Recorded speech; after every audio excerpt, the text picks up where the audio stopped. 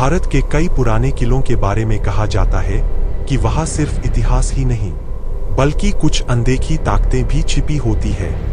ऐसा ही एक किला है रतनगढ़ का किला। सदियों पुराना यह किला आज भी वीरान खड़ा है। दिन में यह सिर्फ एक पुराना खंडहर लगता है, लेकिन जैसे ही सूरज ढलता है यहाँ का माहौल पूरी तरह बदल जाता है। गांव के लोग कहते हैं कि रात के समय इस किले में अजीब आवाजें सुनाई देती है। कभी किसी के रोने की आवाज, कभी कदमों की आहट और कभी कभी किसी बच्चे की हंसी।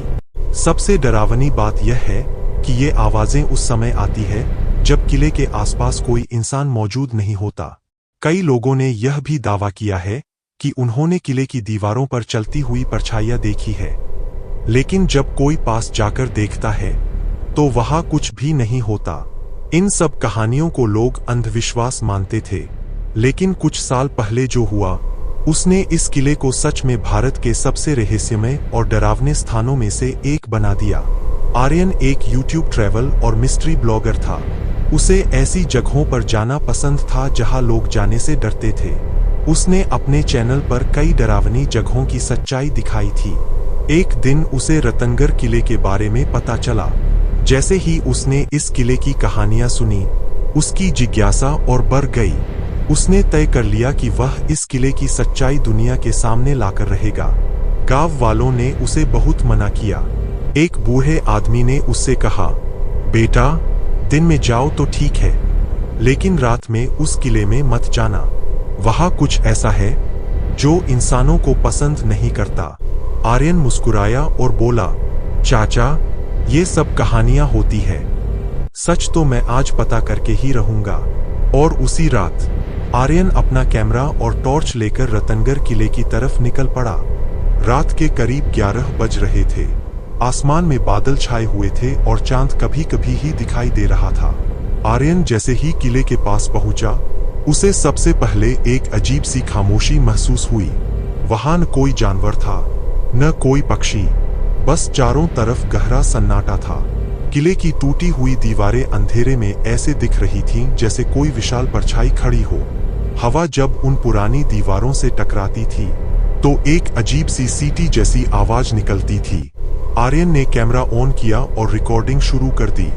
दोस्तों, अभी मैं रतनगढ़ किले के सामने खड़ा हूँ। गांव वाले कहते हैं कि यहाँ रात में अजीब चीजें होती है।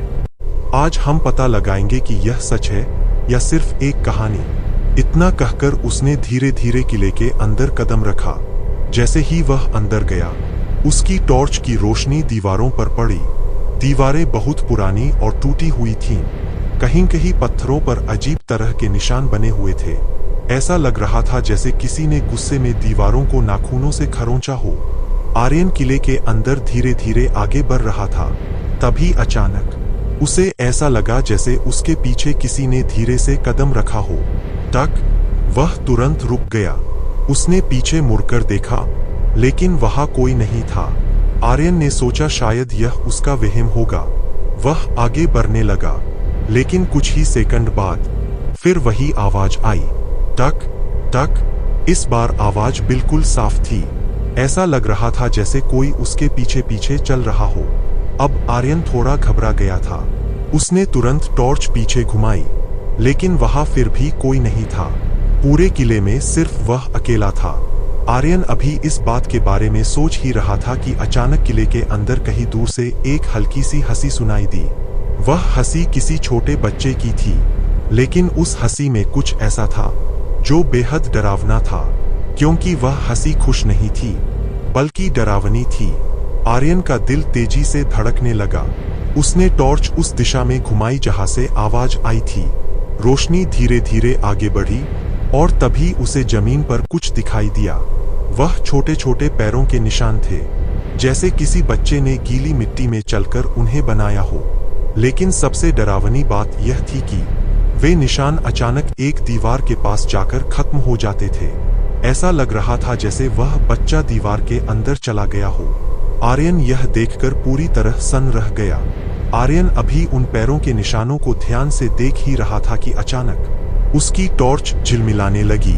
रोशनी बार बार बंद और चालू हो रही थी। और तभी किले के अंदर से एक बहुत धीमी आवाज आई, जैसे कोई अंधेरे में खड़ा होकर उसे बुला रहा हो। आर्यन। आर्यन के हाथ कांपने लगे। उसने धीरे धीरे पीछे मुड़कर देखा और इस बार अंधेरे में उसे सच में एक परछाई खड़ी दिखाई दी। वह परछाई बिल्कुल स्थिर थी, लेकिन उसकी आंखें सीधे आर्यन की तरफ देख रही थीं।